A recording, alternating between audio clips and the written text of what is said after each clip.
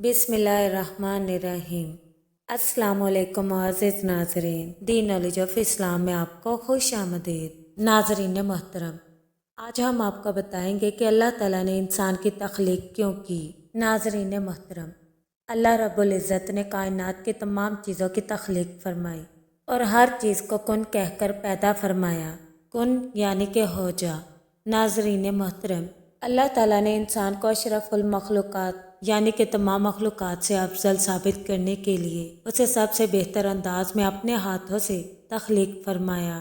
سورہ مومن میں اللہ تعالیٰ فرماتے ہیں، اللہ وہی تو ہے جو زندگی اور موت دیتا ہے۔ جب وہ کسی بھی کام کا فیصلہ کر لیتا ہے تو اسے صرف یہ کہتا ہے کن یعنی کہ ہو جا، بس وہ کام ہو جاتا ہے۔ اللہ تعالیٰ نے فرمایا، اے ابلیس جسے میں نے اپنے ہاتھوں سے پیدا کیا، تجھے اس کو سجدہ کرنے سے کس چیز نے روکا؟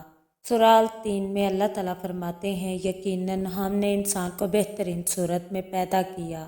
اللہ سبحانہ و تعالیٰ نے انسان کی بہترین انداز میں تخلیق کرنے کے بعد اسے بیکار نہیں چھوڑا، بلکہ اسے پکڑنے کے لیے ہاتھ، چلنے کے لیے پاؤں، سننے کے لیے کان، دیکھنے کے لیے آنکھیں، بولنے کے لیے زبان، چاہنے کے لیے دل اور غور و فکر کرنے کے لیے دماغ عطا فرمائے۔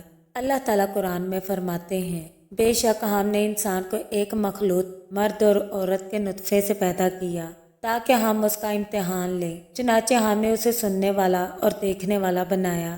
بے شک ہم نے اسے سیدھی راہ دکھا دی، اب چاہے وہ شکر کرنے والا بنے یا ناشکرا بنے۔ ناظرین محترم، اللہ تعالیٰ فرماتے ہیں، کیا انسان نے یہ سمجھ رکھا ہے کہ اسے بیکار چھوڑ دیا جائے گا؟ ناظرین محترم، انسان کی رہنمائی کے لیے اللہ تعالیٰ نے اپنی کتابیں نازل فرمائی اور اپنے رسولوں کو بھیج کر انہیں سیدھی راہ سمجھائی تاکہ انسان دنیا کی زندگی بھی پرسکون گزارے اور دنیا میں نیک اعمال کر کے اپنی آخرت کو بھی سنوار سکے۔